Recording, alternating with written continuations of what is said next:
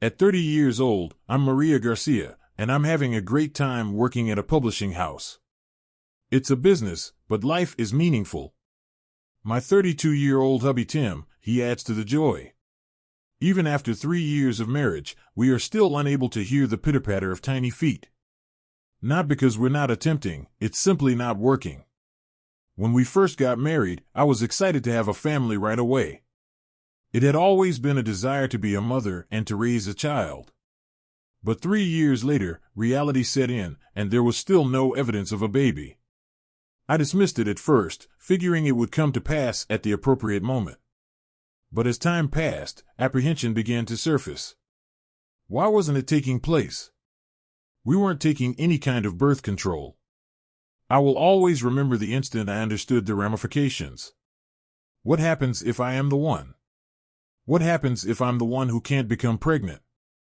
The idea was so overwhelming that it felt like it would erase my identity as a woman. Having decided not to confide in my husband, I decided to see a gynecologist. The decision was heartbreaking. There would be no natural conception allowed, and a plethora of testing were in store. Some needed to be scheduled around my period, and some after it was over. The 2 months before the tests were extremely hard for someone who was not accustomed with this region. I walked into the examination room, shaking my hands anxiously, and went into the session with a secret prayer in my heart. The verdict was given by the physician. We've conducted a thorough examination, Miss Johnson, and found nothing out of the ordinary. So there's nothing wrong with me? That's accurate. There's not a noticeable problem. Your body is more than capable of bearing a child. Then why hasn't it happened? One thought occurred to me at that very moment. The doctor's attitude was serious, as if he sensed the same thing. Have you considered having your husband tested as well? So you're suggesting infertility might lie with my husband, not me? That's accurate. It's not common knowledge, but problems with the male spouse account for almost half of cases of infertility. Half. As you can see, it's not always the case that women are mostly to blame for infertility. Miss Johnson, we did not find any irregularities in your tests. Thus, there's a potential that it might be my spouse. While the likelihood isn't negligible, ultimately we won't know until we investigate further. In silence, I took in the doctor's comments. I had always imagined that infertility in women was more common. I decided to get my husband, Tim, tested as well, as the doctor had advised. As soon as Tim got home from work that evening, I brought up the subject. Hey, Tim, would you be willing to accompany me to the women's clinic I've been visiting on our next day off? What? Why must I leave? Well, today I received the results from my infertility test, and everything came back normal. So it's not just me? The doctor explained that in roughly half of infertility cases, the issue lies with the man. I then started to share what I had discovered from the physician. Tim sighed heavily as his expression became rigid. Are you implying I'm the reason we can't conceive? I'm not making any assumptions, but it's a possibility that can't be ruled out. Thus, I believe it's critical that you get examined. Stop being absurd. Me, incapable of bearing children? I am a male. I am not the problem, that much is clear. But the doctor mentioned it could be an issue on the man's end too. Don't believe anything that a quack physician says. It's obvious that you, the lady, are the problem. You're blaming me for our inability to conceive when it's your problem. Tim's voice became more aggressive as he threw a cushion at me. It hit my skull, giving me a sharp ache. Sorry. You are to blame, I assure you. You get it? You're insinuating that I'm the reason for our infertility? I'm not. You're making snap judgments. All I was doing was talking about possibilities. That supposition is unfounded. Don't blame me for our infertility. I will even let my mother know about this. All right, no, kindly don't. In addition to my father-in-law, my mother-in-law is skeptical of her lone son and has a poor impression of me. I've always made an effort to keep our encounters to a minimum to keep her calm. My spouse didn't take long to get in touch with his mother, accusing me of being the one who mistreated her. "Hey Mom, I'm being accused of infertility by Mary." Usually, the woman is at blame for any issues, correct? "Mom, don't you think so?" That is absurd. I'm tired of taking the blame. Tim talked to my mother-in-law, purposefully speaking loud enough for me to hear. I went to my room because I couldn't bear to hear him say that. Tim never apologized to me that day, and he became much more distant from me. It had been a year and a half since our wedding day, but even though we hadn't talked as much as we had when we first got married, his sudden apathy was remarkable. A further year and a half passed, and nothing changed in our relationship. He said this morning, as he brought his meal to his lips, inoffensively, "Your cooking is still bland as ever. How on earth do you screw up something as basic as breakfast?" But I made your favorite French toast today. I love a good piece of French toast. Who would consume something this horrible voluntarily? If you don't like it, I apologize. It's not required that you eat it. Why, you want me to go to work hungry? Well, it's not like. Well, all right then. You're paying for it since I'm getting breakfast at the convenience shop, okay? Suddenly, my husband got up from his chair and grabbed my wallet from my bag, using more force than was required. Without thinking, he took out a $50 bill and pocketed it. Hold on. $50 is excessively expensive. What? Do you have an issue with that? All I want is to stop choking on your awful food. We'll refer to it as payment for breakfast this week. However, I needed that cash for this weekend's appointment at my hair salon. It's nonsensical. Don't squander money on unnecessary things to get healthier since you're infertile. You stupid one, get some exercise. My spouse turned and walked out of the living room with a demeaning look. Tears poured down my face as soon as I heard the door close. Why must I put up with this? I felt a flood of annoyance and sadness wash over me. I had been crying in the same location for 30 minutes, just like I had done for days, before I even realized it. One evening, though, my spouse came home from work with an extraordinary amount of happiness. I pondered whether something positive had occurred. He smiled brightly at me as I thought about it. "Mary, I want a divorce." "What? Separation? What do you say?" "I'm going to be a father." "What? A paternal figure?" "I'm not sure I get it." "She is carrying a child. We made the decision to raise the child jointly. So let's get a divorce, please." "She is carrying a child." He sounded like he was telling a terrible joke. I could only fathom the treachery he had caused. Regardless of how I choose to cut it, he had cheated. With tears in my eyes, I forced myself to ask, Is that baby really yours, Tim?" "What? What topic are you discussing?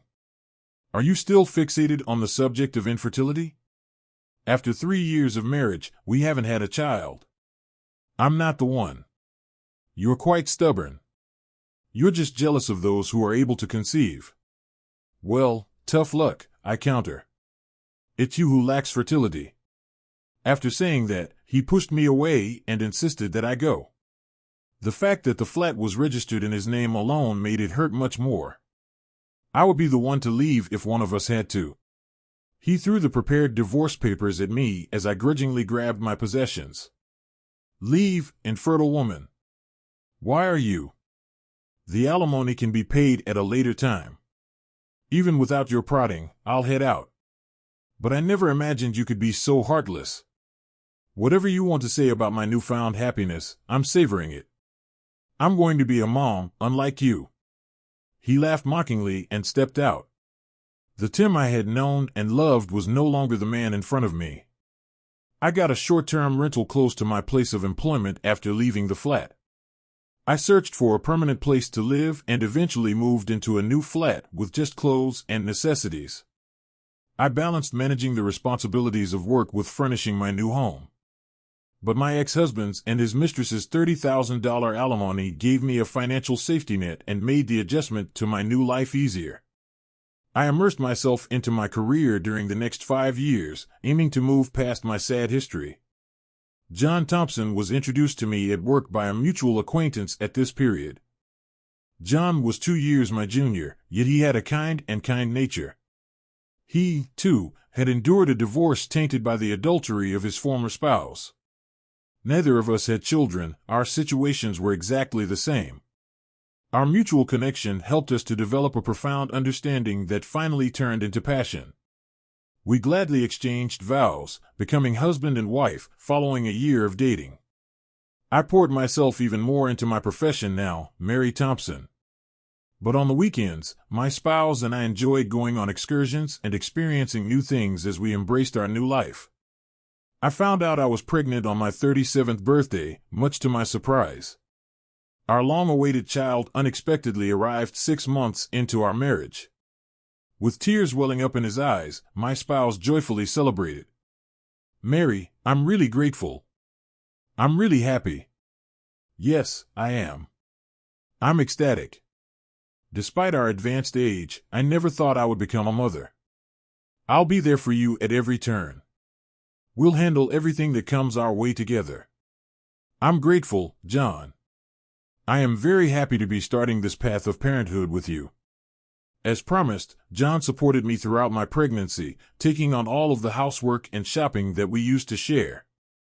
When our daughter came safely 7 months later, our lives were filled with unmatched joy. Lisa turned 3 as time passed quickly, her cheerful speech adding coziness to our house. One day Lisa and I went to the park while John was away. I heard a voice I recognized while she played in the sandbox. "Is that Mary?" "What? Tim?" "Yes, that is Mary. It has been a long time." My former spouse, Tim, the one who had previously deserted me, appeared in front of me. His smile got bigger as he leaned in to steady my face. "What has led you to this place? Donning that hopeless expression, anticipating someone to rescue you? That is ridiculous. Just please leave me alone. You've become older over time. You appear to be a depressed 40-year-old single woman." My ex-husband laughed heartily and clapped his hands together. I had just started to accept my newfound bliss when his presence seemed like an abrupt rupture. Why, of all times, did he have to turn up now? I was in so much anguish, and it was all his fault. I was unable to pardon him. I made the decision to let all of my suppressed feelings out today. I got up, my rage uncontrollably seething within of me. The root cause of all this chaos is you. I was about to lose my temper when my daughter, with a perplexed expression, grabbed at my clothes. "Mommy, who is this man?" "Ah, Lisa, Mom's friend, Mom's friend." "Hi." Tim's eyes widened in disbelief when my daughter called me Mom. He looked at me in confusion as he hurried over. "What's happening here?" "She just called you Mom." "Yes, this is Lisa, my daughter." "What? That isn't possible. You couldn't conceive. Did I not tell you this 10 years ago? I wasn't the problem. To confirm that, I was tested as well. Thus, this child is definitely yours. Yes, Lisa is unequivocally my daughter, born of me." "No, it's impossible." Tim's face twisted in shock and his complexion went pale as he stumbled backward. I asked him a question.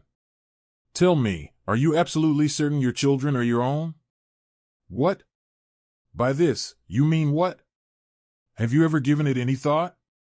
"I've always thought that our infertility was caused by you." "Cease. That is ridiculous. It's not feasible.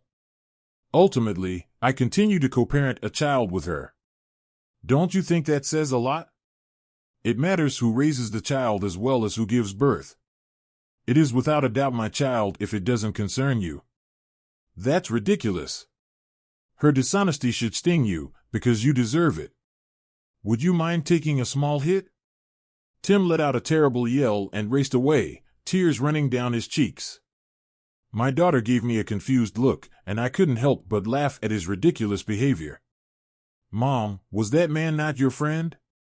"No, he wasn't." "However, what's the deal? I am very grateful to him. Wait, why is that? Because without him, Lisa, I never would have met you. Do you really believe he is appreciative as well, then? You're correct, Lisa. For your father and myself, you are the most priceless present. As my kid leaped into my arms, I gave her a firm embrace. Even though I was hard on Tim, I really don't feel that much resentment towards him anymore. I am incredibly grateful to have met John and Lisa as a result of his betrayal. As it happens, Tim confronted his wife regarding their kid.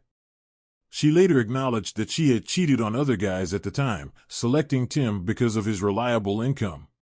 Tim found out he was infertile after testing, and a DNA test showed he wasn't the biological father. They eventually got divorced, which crushed Tim and made him lose faith in humanity.